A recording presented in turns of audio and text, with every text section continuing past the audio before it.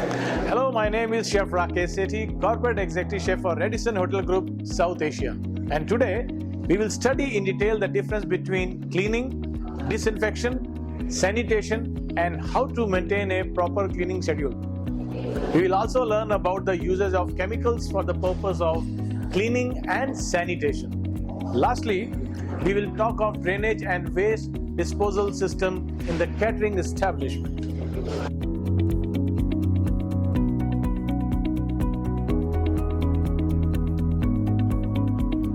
We will begin this module with cleaning and disinfection. Cleaning and disinfection are the two methods by which a caterer can maintain a safe and hygienic environment in his workplace. Cleaning involves the removal of dirt, grease, or food particles from any utensils or a surface area in the kitchen with the use of warm water and scrubbing. In simple words, cleaning is a combination of two steps: wash and rinse. Disinfection or sanitization involves reducing the level of pathogens in the utensils or work surface area to an acceptable level through the use of heat or certain chemicals. That said, it is essential to follow the prescribed directions on the usage of chemicals during the decontamination process.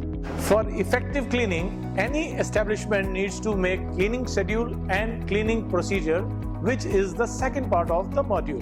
All catering establishments must follow a systematic cleaning schedule and procedure to maintain a proper hygienic environment in the kitchen. The cleaning schedule should clearly mention the specific areas to be cleaned, the frequency of cleaning, the cleaning procedure, and lastly, the equipment and materials meant for effective cleaning. Areas where the food is processed and equipment used in the food preparations, especially those used for handling raw food, should be cleaned after each task to maintain a hygienic work environment and prevent any sort of cross-contamination.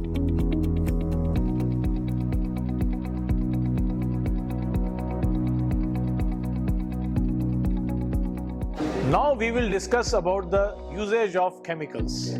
At times, water alone is not sufficient to remove stains or grease from cutlery, crockery, utensils, and the working area. For effective cleaning, certain agents are needed. Besides the use of cleaning tools such as scrubbers, scorers, steel wool, and brushes, you might need to use certain clearing agents such as soaps, liquids, dishwashing compounds, or other abrasive material for cleaning the surface areas. The chemicals used for cleaning of utensils, containers, and equipments should be food-grade quality. They should be handled and stored carefully in accordance with the manufacturer's instructions. Remember that agents such as abrasive cleaners and acids are never to be used for any equipment that comes in contact with food. These are only to be used for floors, sinks, and other surfaces. We will talk about them in detail a little later. Let us now talk in detail about the different cleaning agents. Agents such as soaps, powder flakes, cakes, liquids, and strips are good cleansers and are considered excellent for hand washing purposes. But they have poor rinsing quality. It requires a lot of water to rinse off the agents. Besides, they may form insoluble precipitate with hard water. They are also not recommended for dishwashing. Synthetic detergents or dishwashing compounds work well at removing dirt, grease, and food particles. They work well with hard water too. These type of cleaning agents can be used for manual and machine dishwashing as well as for cleaning food contact surfaces. They can be blended with one another for better cleaning. These agents are, however, ineffective against rust and tough grease and grime attached to the surface. Catering establishments can also use acid cleaners for special cleaning purposes. These are good at removing salt deposits in sinks and machines, removing water spots, rust stains, and tarnish from copper and brass. But they suffer from one disadvantage, and that is they are extremely harsh on the hands. Lastly, we will talk about abrasive cleaners. These are good at removing extremely tough grease or grime, such as baked or burnt deposits, which acidic and alkaline cleaners fail to brush off. They can also be used for cleanly rusty metals, worn-pitted porcelain, or badly soiled floors. However, these can roughen the surface and increase chances of future dirt accumulation. These are also not recommended for cleaning food soil from food contact surfaces. Let us now talk about the next step after cleaning, that is, disinfection and sanitizers. A catering establishment must practice proper sanitation procedures to disinfect all food contact surfaces in its establishment. These surfaces should first be cleaned and then sanitized of any kind of dirt with the help of chemical sanitizers or hot water. Sanitizing is achieved by using hot water or chemicals or a combination of both. The effectiveness of any sanitizer depends on its concentration, time of contact with the surface, and the temperature. Sanitation is applicable for cutlery, utensils, and food contact surfaces. Let us now talk in detail about the different types of sanitizers used in the food industry for sanitizing the surface. The food industry uses two kinds of sanitizers. One is chlorine sanitizer and the other is quaternary methyl butyl alcohol sanitizer, also known as QMBA sanitizer. Chlorine sanitizers are generally used for perishables and QMBA for food contact surfaces. Let us first talk about the chlorine sanitizer. The chlorine sanitizer needs constant monitoring because evaporation dilutes the concentration level and has the potential to make the sanitizing process completely ineffective. The step-by-step guide for using chlorine sanitizer is as follows. First, wash the product with clean water. Then sanitize with 100 to 200 ppm of chlorine for 30 seconds. Rinse again with water containing 0.2 ppm of chlorine. Do note that the chlorine for overhead water tank sanitization should be in the range of minus 0.5 to 1 ppm.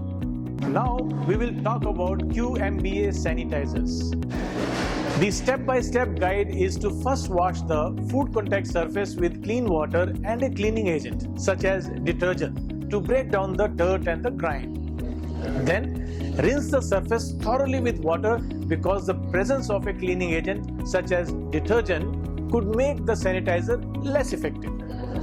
Once rinsing is done, apply 100 to 200 ppm of QMBA for 3 minutes to effectively kill or reduce the pathogens on the contact surface. Lastly, dry the surface before using again. Remember, sanitizers never make the food contact surface completely free of microorganisms. They only effectively bring down the number to an acceptable level. Here are some important points to keep in mind while using sanitizers. Some sanitizers are toxic and residue must be rinsed off completely before reusing the surface. QAC, quaternary ammonium compounds, and chlorine release agents, hypochlorines, are among the known toxic sanitizers. Sanitizers work best with the correct dilution. The solution prepared should neither be too strong nor too weak. Sanitizers need time to work. The contact time varies and could vary from seconds to minutes. Catering establishments can also create sanitizing solution as needed and store them in labeled spray bottles for use on bench tops, fridges, door handles, and other surfaces. Lastly, every catering establishment must draw up a cleaning and disinfection program and properly observe it and maintain a record of the same. The program should ensure that all parts of the establishment are appropriately cleaned, including the equipment used for cleaning. And the monitoring arrangements for checking effectiveness of cleanliness through audits or microbiological sampling and testing of environment and food contact services to ensure that the cleaning and sanitation program is being properly maintained. Coming to the last part of this module, we will now discuss about drainage and waste disposal. Every catering establishment must ensure a proper drainage and waste disposal system in the premises. This is important in order to maintain proper hygiene and cleanliness on its premises. The waste from catering establishment is broadly defined into two groups: solid waste, garbage and refuse, and liquid waste, sewage. Let us start with management of solid waste. Solid waste includes agriculture waste such as unusable portions of plant and animal foods, wrappers of packaged material and other products that might be used for food preparation activities.